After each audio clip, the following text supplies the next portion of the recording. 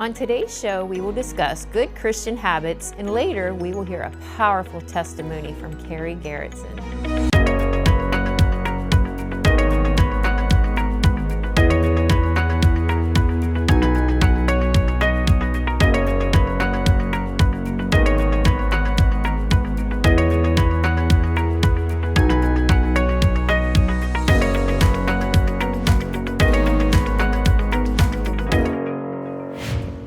I'm singing in a choir for Easter, and we were given a task to write a few paragraphs about a particular song that resonates within us. And at first, I was so annoyed. But then I decided to kill two birds with one stone and incorporate it in today's episode. Because it's kind of funny how God can dovetail things together, because there is always that one song that moves on you every time you sing it, whether corporately or alone in your car. And for me, it's You Cover Me. I just love it. I cannot even count the times He has covered me with grace and mercy, covered me with love and compassion when I have been in despair. And the lyrics have a line that says, You cover me, I'm safe inside your presence, you hold back the enemy, you cover me. A few years ago, I was working part-time for a company doing invoicing and collections. And even though I was working from home, it was becoming extremely time-consuming, and I was putting in way more hours than I would ever receive compensation. But I was okay with that because I did it with all my heart, and I felt really good about my work until I was set up to fail behind the scenes from a coworker. And I was made to look incompetent, and my heart was just torn to shreds. Yet He covered me. He gave me strength to hold my head up high. He gave me courage to tactfully bow out, and most importantly, allow Him the opportunity to prove me right in His perfect timing. I can also say that one of the times He covered me the most was during the death of a child. Even though I walked through the valley of despair when I could barely offer up a prayer, still you hear the cry in my heart. Before I speak, you hide me in the shelter of your wings. Yep, that was the night the only thing I could pray was, Lord, hold me, over and over and over. And He did just that. He helped me, and He held me in the shadow of His wings for sure. And recently, my son was going through some things at work, and I decided to send this very song to him. Why? Because I know full well that God has done all that this song depicts in my life. I know, and I am fully confident that in Cody's struggles, God will free him from the terrors by night and the arrows by day. He is free from disaster or threat. He is his strength, his defense, and his shield. How can I be so sure? Because He has been all these things and more for me, more than once in my life. He Covers Me by Preston Wood Worship. Give it a try. And when we come back, just three ladies with big opinions, always backed by a biblical standpoint. So hey, let's talk about it. This segment is brought to you by Harry's Construction, whose motto is, If you can dream it, we can create it.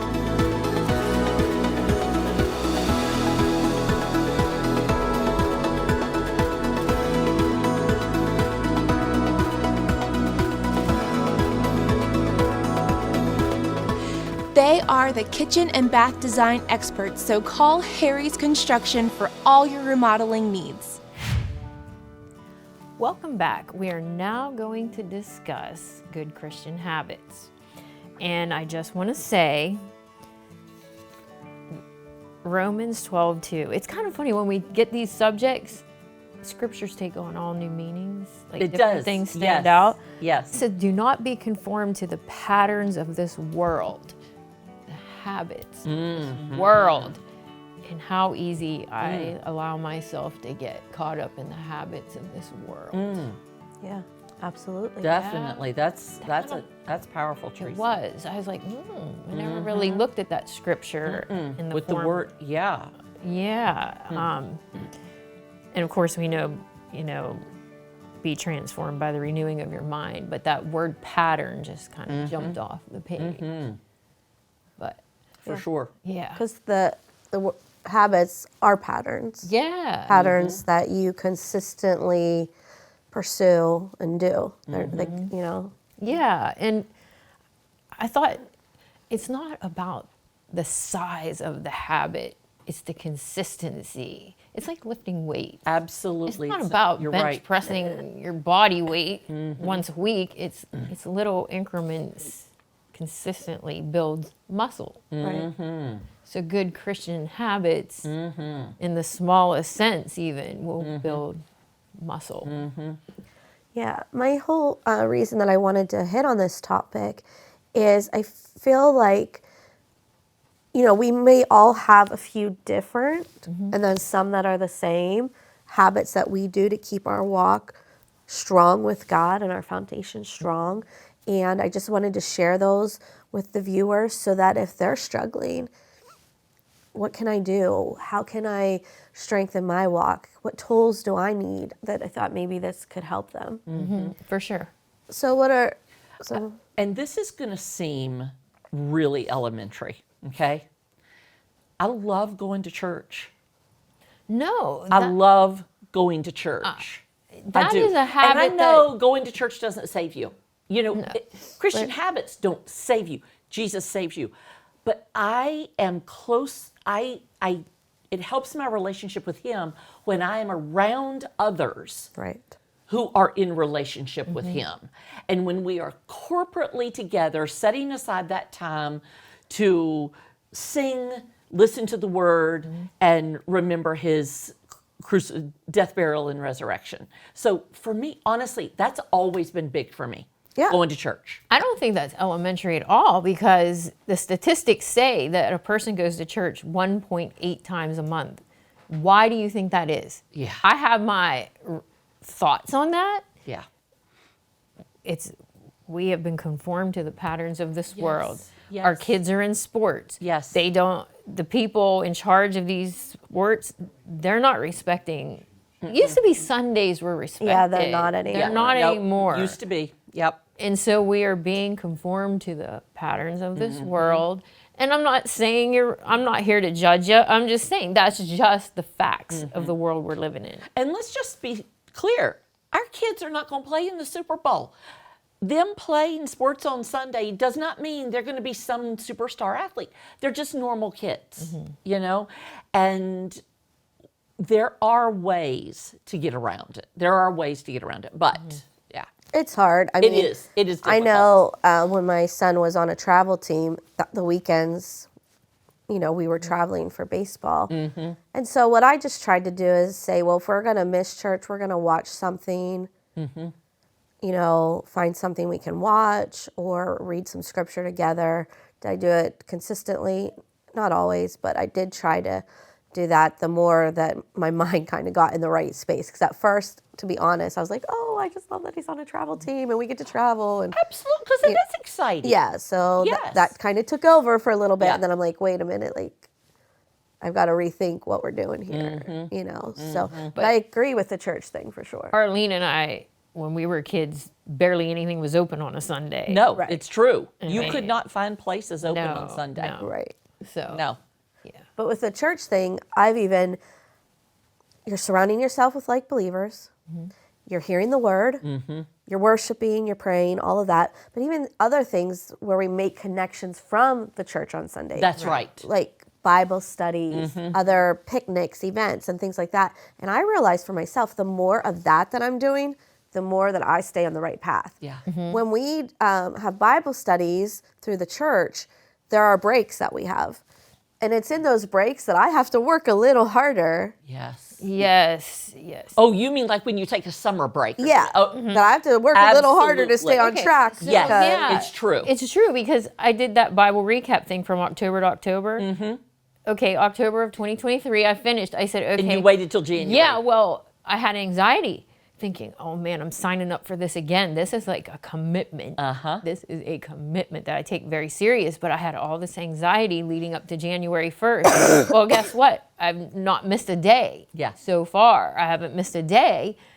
it's now a habit. I have Yes. that Right. time. I do it every day. I sit in the same seat at the Right. table with the same books and the same pens and the same, like it's a habit now. Yes. And I'm not anxious about it anymore. But I was, because like you said, I got away from it for that little season. Yeah. Anything when you start it at first is maybe going to be a little bit hard because it's different. It's going to take time and commitment. But the more you pursue it and the more you do it, then it just does, become habit. Me being in God's word is a habit now. Like it just is part of my day.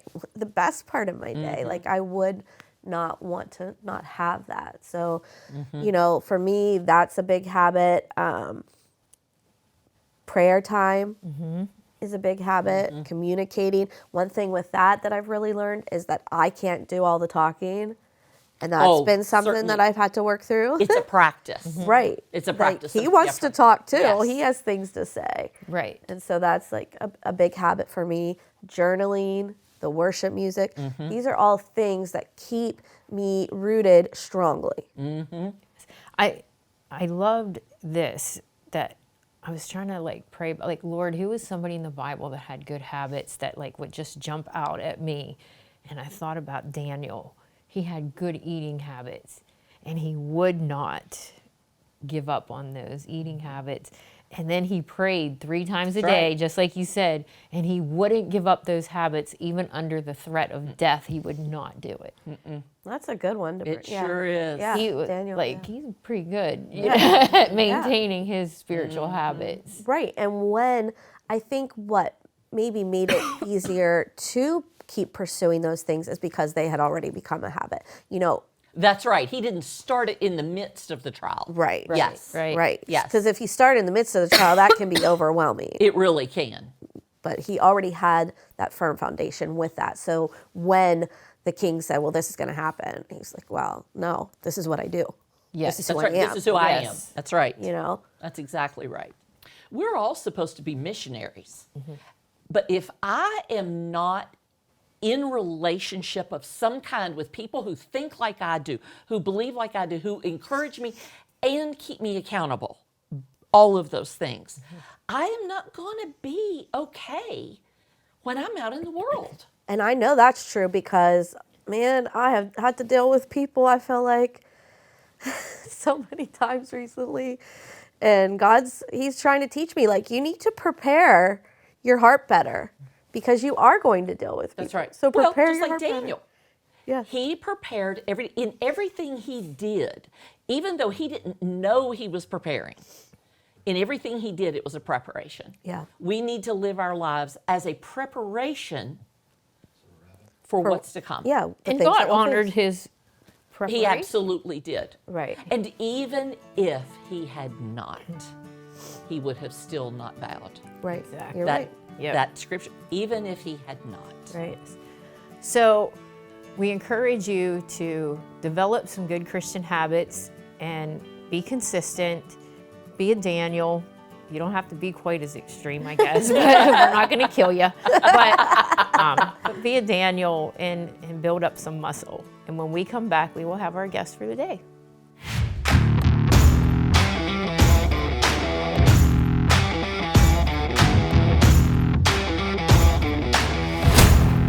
Impact Productions, a multi-layer technology company providing on-site, online, and in-studio video services.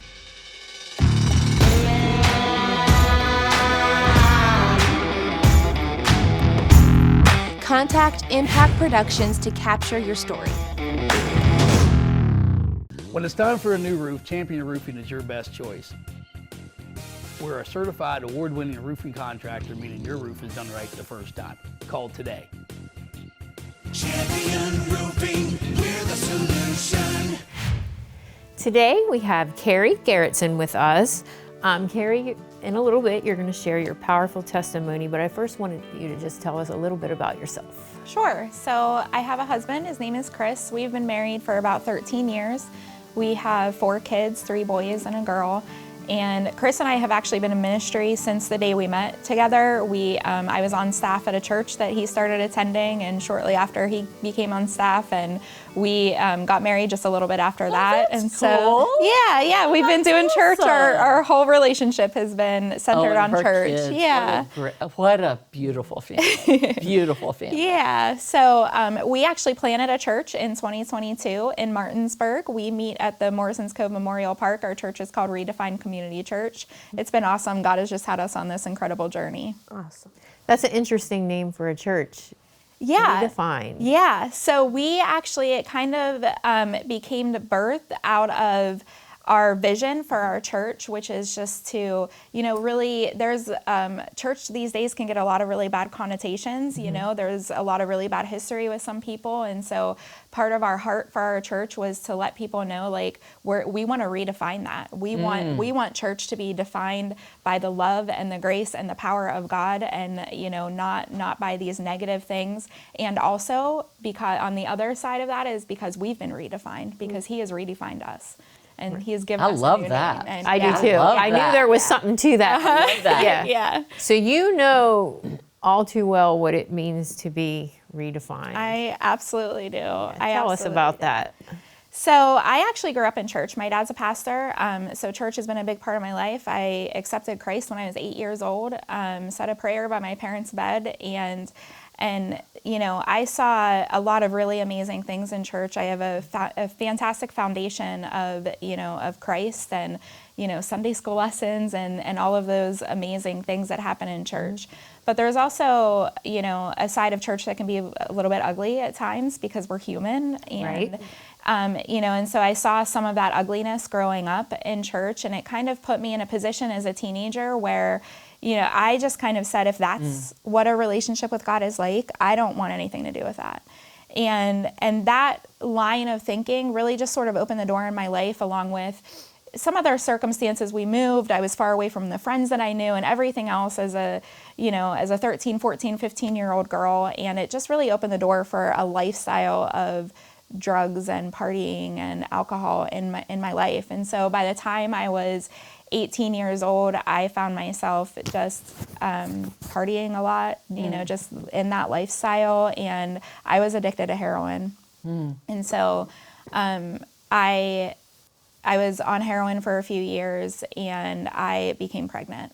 And I found out I was pregnant about halfway through. I was about 4.5 months, and I was just devastated. I never in a million years thought I would find myself in that position.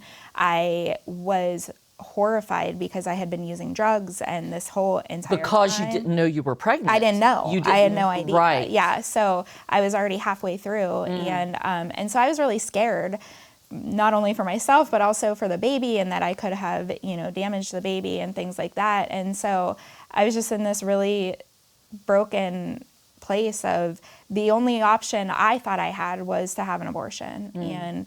And so I started, looking into that, and my parents found out, and they showed up at my work one night and begged me not to have an abortion. They said, "We'll support you. We love you. We'll do whatever we can." Yeah. So they were literally practicing what they preached. They literally were. Yeah. Yeah. And so I said, okay, I won't, but what am I going to do? And I felt in that moment I had no choice but just to go back to my lifestyle. And at the time they didn't know I was using drugs. Now later on in my pregnancy, they found out, and my dad actually drove me to a rehab on the morning I went into labor. Oh my goodness. And yeah. Wow. And so I walked into that rehab already having contractions, already in labor, and still on drugs. I used my very last line of heroin in the bathroom of that rehab that morning. And about 5:30 at night, I was in the maternity ward in active labor, and I can just remember laying in that bed thinking, I don't even know what I'm going to do with this baby when he's born. I have no idea. I was not fit to be a mom. I had no business being a mother. My lifestyle wasn't there. There was nothing about me that said that I could do this. And so I was terrified. Where did you live at the time? I lived in Maryland. So you didn't live with your parents. You were on your No, own. I had been on my own. So I moved back in with my parents literally the night before. Okay. And so my parents were there at the hospital with me, and I'm, just laying in this bed, just devastated, not knowing what I'm going to do. And then I gave birth, and they put this 6-pound little curly-headed baby into my arms, and God used that moment to change my life. I had no idea I could love something that much. I had no idea. It was in that moment, I had heard about the love of God my whole life. And in that moment, it was so real to me because I knew that the only way I could love this baby this much is because of God's love for me. And so I just looked at him, the first 5 minutes of him being alive, and I said, I will do whatever it takes to give you the best life possible.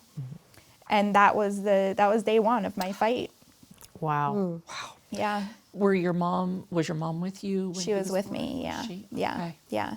My parents were just totally incredible, for all of the grief that I had put them through. They just walked by my side through that entire process. He was 6 days old, and I lost custody. My parents took custody of him because he had tested positive for heroin at the time of birth, so I wasn't able to keep custody, but I was entered into a program to fight to get custody back, and my parents, stood beside me every step of the way. And so when it was interesting too how he got his name, because I had a list of names that I came up with after he was born, and I was like, none of these work, like this doesn't, But my mom, the second day we were in the hospital, brought me a Bible. And I opened up the Bible right to Joshua, and I saw the name Caleb. And I was like, that's it. That's his name. God spoke to my heart, and I knew that was supposed to be his name. And so I named him Caleb. And when he was 12 months old, the day he turned 12 months old, 1 year old, I got full custody back. Wow. Yeah. Amazing. Yeah. And today you were married to a pastor and you started your own church. Yes. So a lot happened between here and here. Yes. So it's actually pretty incredible. When Caleb was about 6 months old, my mom took me to a Joyce Meyer conference. She called for anybody that wanted to rededicate their life to Christ. I was ready. I raised my hand. I rededicated my life to Christ. Another year, we moved back to Pennsylvania, and Caleb was 18 months old, and we started attending a church. And this church, I walked in the first day and knew I was home. And this church family just opened up their arms to me and my son, and they loved us, and they fought for us, and they stood beside us.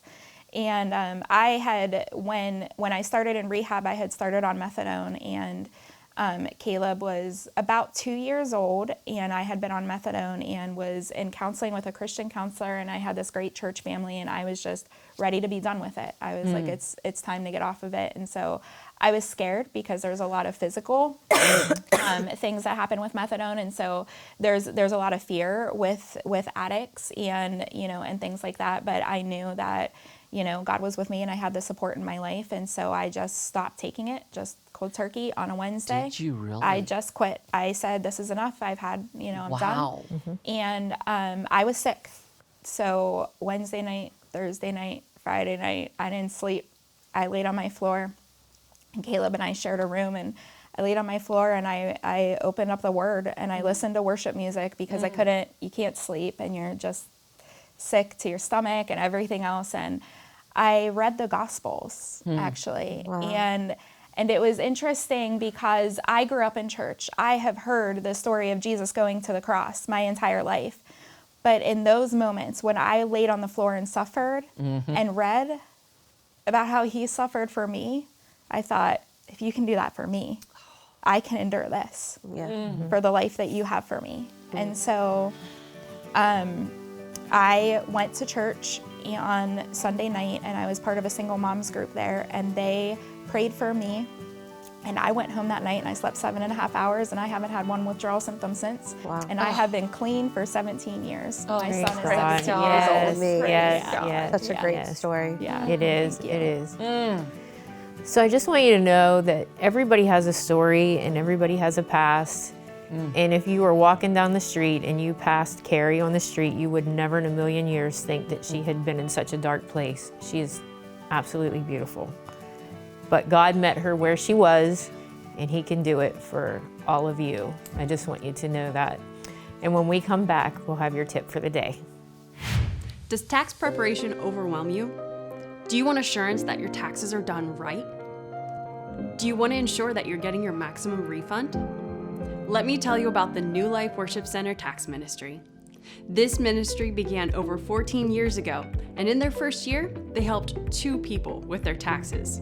The second year, they increased to around 100. Since then, they've grown to a 25-member team of volunteers from around the world. The creator of this ministry, Scott Seifer, began tax preparation in the Air Force, and H&R Block equipped him to oversee his thriving ministry. Over the years, they have helped 7,100 people receive a total of more than $10 million in tax refunds, and all that is asked is a $30 minimum donation. We encourage you to take advantage of this ministry opportunity. Contact them at 814-215-1933 for more details.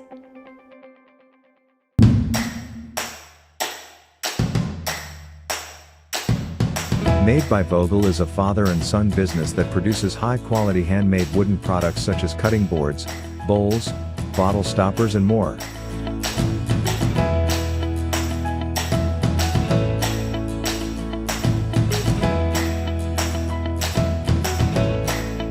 Products for sale can be found on their Etsy site or in downtown Altoona at the Clay Cup. You can't go wrong buying from Made by Vogel. Welcome back. Today I am here to talk to you about a drink that I used to get at coffee shops all the time, and it would be it'd be like $6 or $7.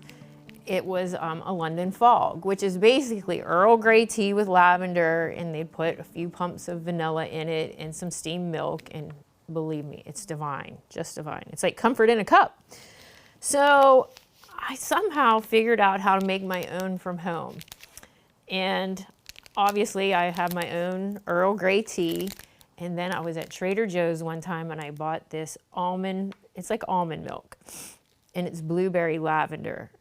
And if you make your Earl Grey tea, put this creamer in it and a little bit of honey, it tastes, I'm not kidding you, it tastes just like the coffee shop kind. And again, this is sold at Trader Joe's, and it has 1 whole cup of this is 7 grams of sugar. So what little bit you're putting in your tea is not gonna be, it's gonna be very minimal sugar. And I'm telling you, it has saved me tons of money. And when you're at home and it's cold out, or you just want that little comfort in a cup, it's these 2 things.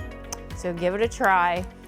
And we hope to see you again next week on another episode of Let's Talk About It.